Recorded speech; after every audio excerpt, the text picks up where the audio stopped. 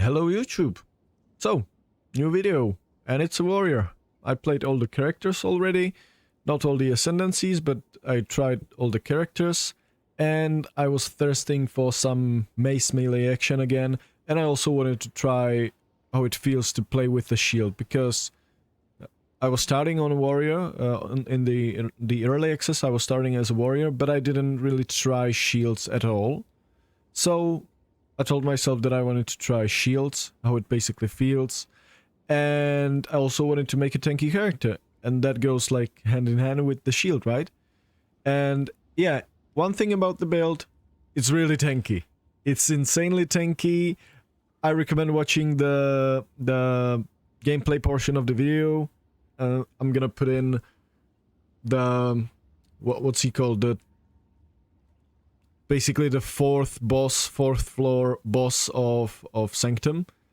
And yeah, he really didn't do anything to me. Basically no damage at all. But I also did not do any damage. It's better now, because I've got more levels and I've got the gear and I've refined the skill tree a bit.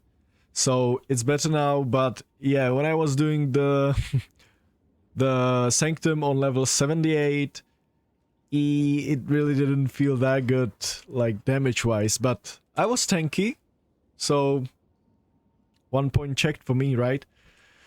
Yeah, I'm gonna quickly try to fly through the items, and because I'm gonna do more videos on this build, and this is gonna be just a quick one, quick showcase, basically first video for this build on level 85, and then I'm gonna do updates, basically when I make some significant changes to the build. So, mace looks like this. It's a two-handed mace, and you want... Well, I wanted to play with specifically this base because of the implicit line strike skills deal splash damage. You can then scale the area of effect from this splash damage to oblivion, basically, so it covers your whole screen. And yeah, but that means you need the strike skill to clear with, and I thought, why not just use like basic Mace Strike, because it actually deals good damage and doesn't have any attack speed penalty or whatsoever. So I decided to use Mace Strike. For my offhand, or basically single target setup, this is a clear setup, this is a single target setup. I'm using basically a mace with as much flat damage as I can get, and with crit damage bonus, because this is the weapon I'm using Sunder with, and Sunder is the real single target thing in this build, and it guarantees a crit if you consume fully broken armor.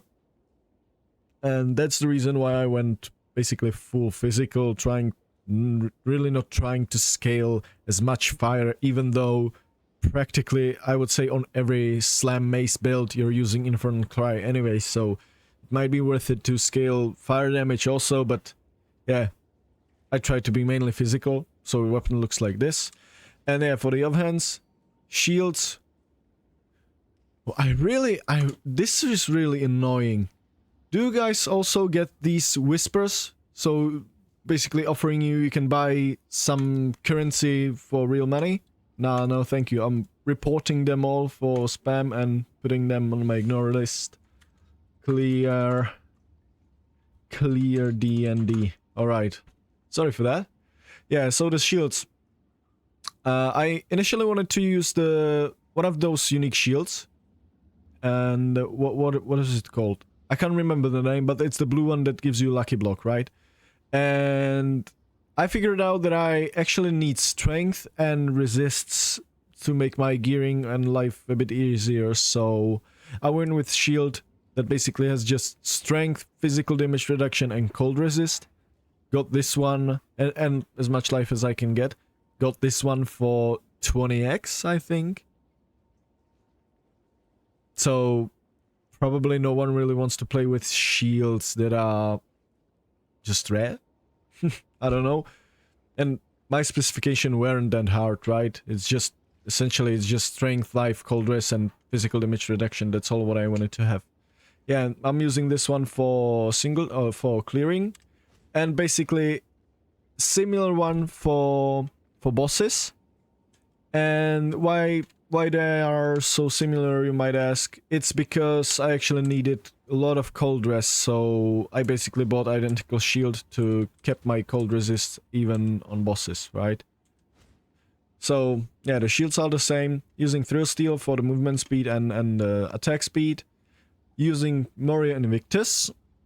You could also get one with 4 sockets. Would be completely fine. We would just need a bit more strength to find somewhere, and probably the other attributes to actually equip the body armor. But you could also socket in the soul core that converts the requirements to strength. So yeah, get what you can. I got this one for 5 divines. Why not, right? Amulet. This is the interesting part of the build. Again, using this same amulet as I was using on my crossbow build, on my rapid shot. And I like this amulet a lot. I'm gonna get to the anointments later in the skill tree section.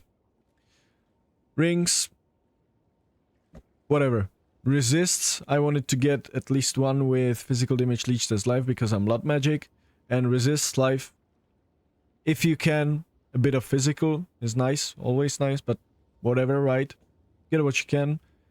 Same story here. Resists.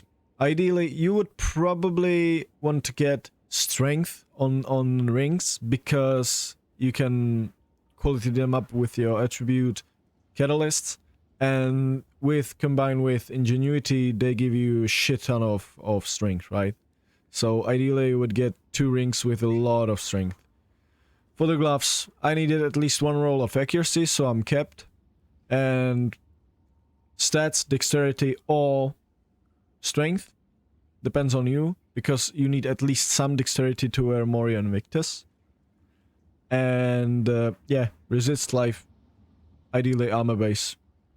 Ideally everything should be armor based, by the way. Boots.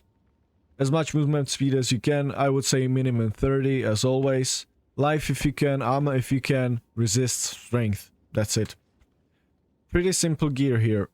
And if you're wondering, the maces, this one cost me 2 divines, this one cost me 1 divine at the moment. And I wanted to save as much money as I can, basically. And I found out that I maybe saved a bit too much money, because the build can be a lot better. This is not the final version whatsoever. Yeah, the build can be a lot better, and I saved maybe a bit too much, because when I basically bought all the gear, I found out that I have around 20 divines in my stash just laying around. So, yeah, at least I can make some upgrades. And for the skill tree, it's a mess. I'm gonna say it like that. It's a mess. I'm trying to figure out everything basically as I go, as I level up. And I'm probably gonna change or just adjust the skill tree a couple times. I'm quite sure of that, because there's a lot of things I want, and if I would...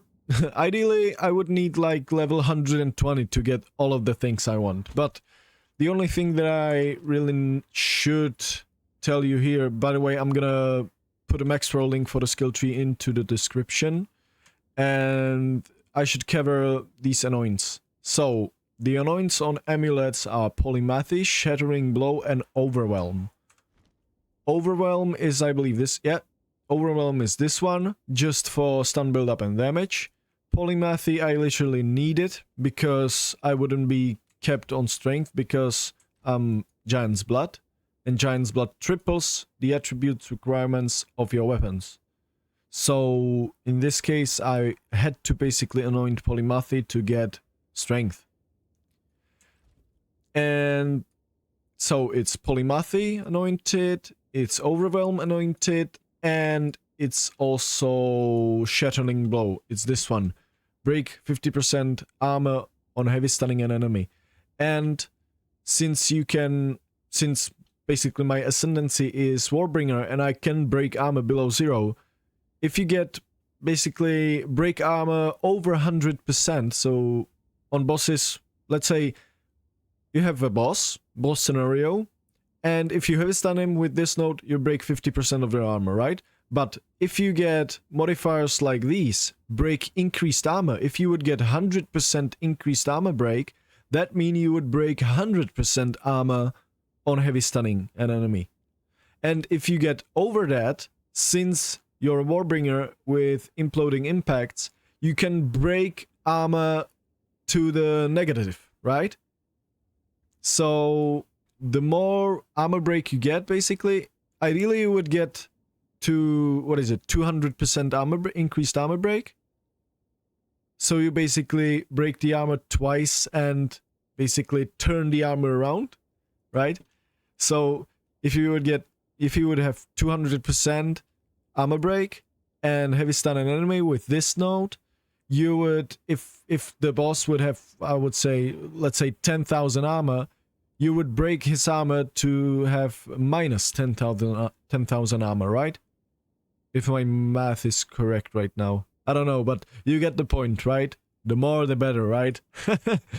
Easy. And by the way, on the way you get these increased armor break points. Yeah, and why did I choose this ascendancy? I wanted to be tanky. I wanted to try and utilize these nodes. This node basically makes your gearing a whole lot easier. Maybe that's why this shield was so cheap, because it doesn't have increased block chance.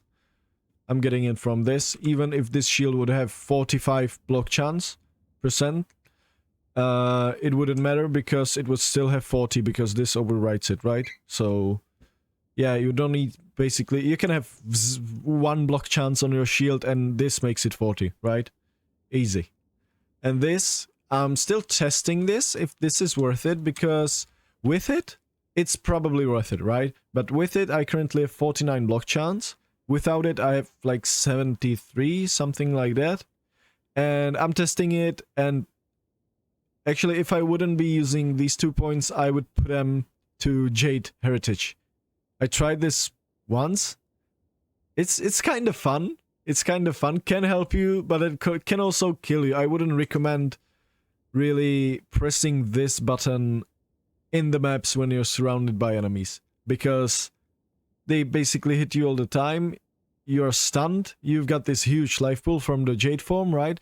But as soon as it goes off, basically, you're really vulnerable because you're surrounded by a lot of enemies. So maybe this could be used as a helping tool to avoid some one-shots on boss fights. That's how I see it. Maybe more of a boss fighty thing. And I may end up trying this one again when I'm actually doing some bosses. That's what I plan to do with this build, basically. And yeah, I didn't show this anoint. This is just because of Megalomaniac. I've got it, where is it? Not here. Here, Megalomaniac with Anoints of Colossal Weapon. It's this one. And Wide Breaker, Wide Barrier, it's this one. Reduce global defenses, that's only your armor and evasion and energy shield, but you don't care about evasion and energy shield. And 25% reduced armor is not all that bad, right? But gives you 30% block chance. Yep. So this is the skill tree. I'm gonna link it in the description. Still experimenting, still evolving it as I go, basically, so expect to see some changes. Quickly go through the gem without much explaining.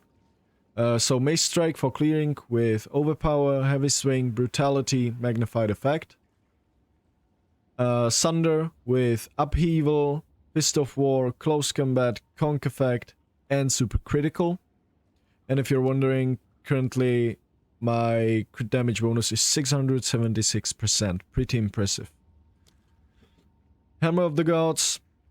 I should also explain basically why am I using both Sunder and Hammer of the Gods. So, I'll first show the links. It's Second Wind, Rage Forged, Fire Infusion, Heft, and Splinter. And I'm using basically Hammer of the Gods as a tool to break armor on the boss fight, right? Because how I usually do boss fights, I go in, maybe hit a couple times with Mace Strike, and I usually use Hammer of the Gods, and that, that heavy stuns the enemy, breaks the enemy's armor. I use Sunder. That consumes the heavy stun. Not the heavy stun, but the armor break. Consumes the fully armor broken to deal critical strike. And basically deals a lot of damage. I've already one-shot some tankier tier 15 bosses, tier 16 bosses, like in normal maps, right?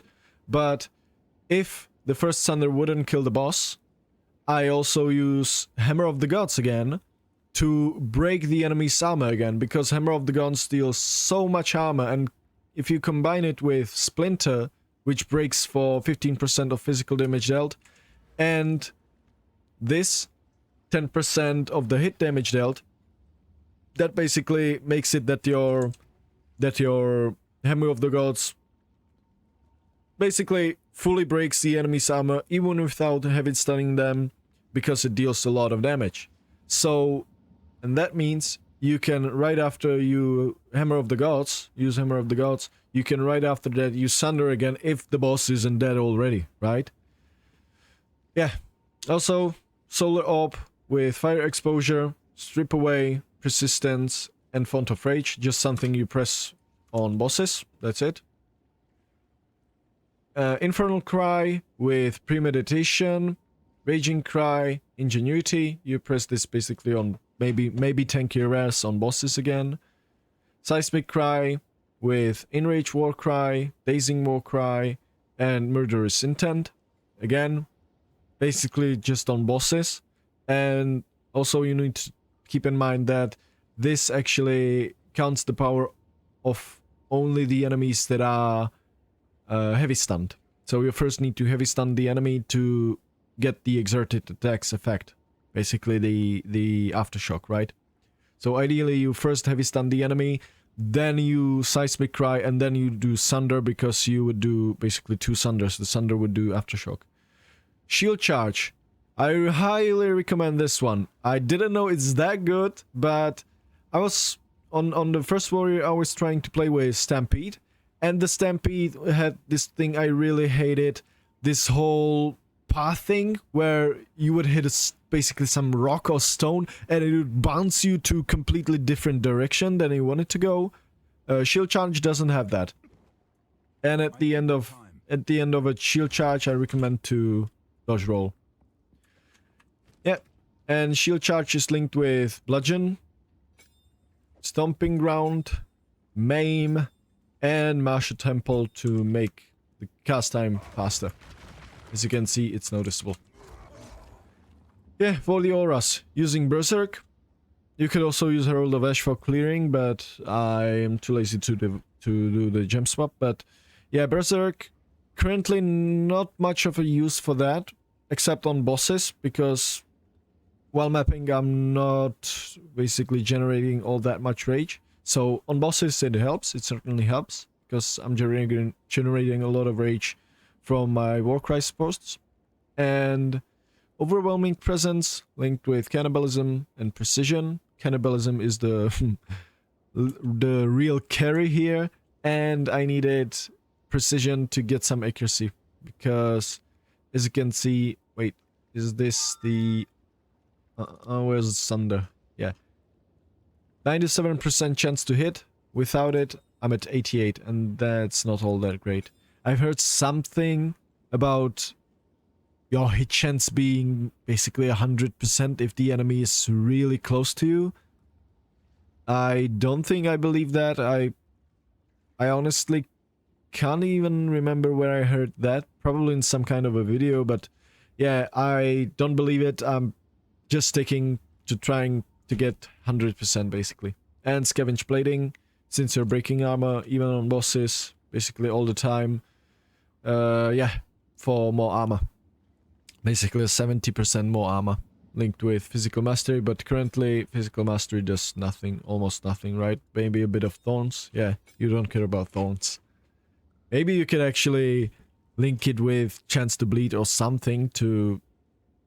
or incorporate Bleed into the build and link the Thorns with the Bleed aggravation or whatever is the support. I didn't look much into Bleed also.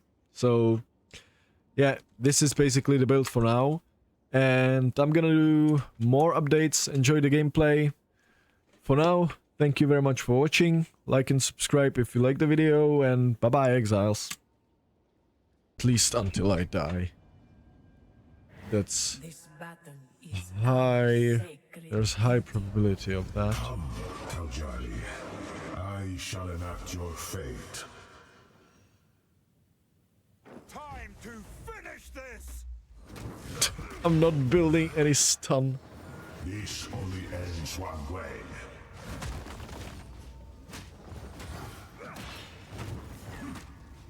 Feel my wrath! But at least I'm tanky. And he doesn't have a lot of armor. This That's a only good thing. ends one way.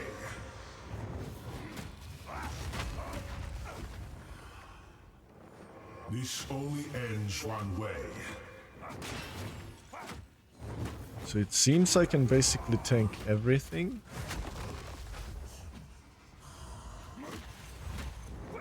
This only ends one way.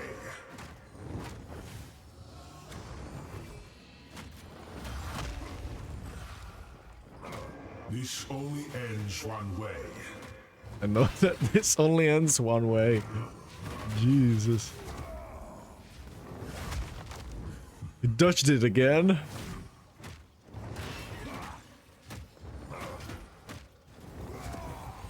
Now he should be stunned. Yes. Inconsequential. Was... Oh, it did hit him. Watch your step. What? Not taking any damage? What? How is this possible? Oh, well, I don't mind. The sands of time wait for no 1, 2, 3, 4, 5, 6. Alright. So, ideally from top to bottom, right? You may have delayed your destiny. There can be no escape.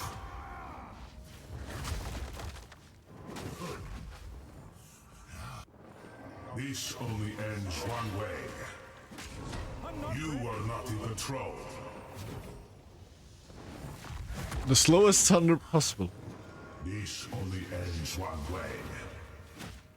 I'm gonna answer the questions after I do the boss fight, okay? I will crush you! This only ends one way.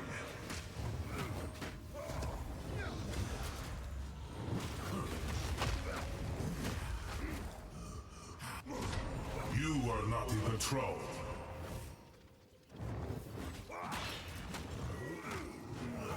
Well, but at least he just cannot touch me. I'm just super tanky.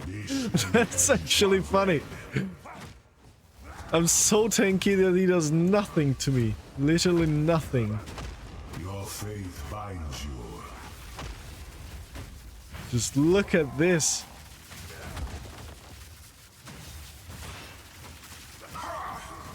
A temporary setback. I'm not ready. Nah. Nah.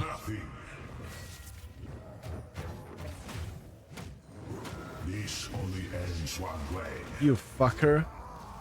Nah. Did he really dodge both my hammer and... Alright. Wither into nothing. Eternity awaits you.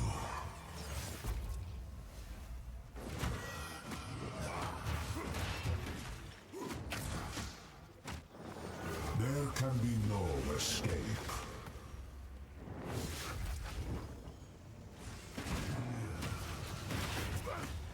I'm just eating all the... all his attacks. I don't even care what he's doing.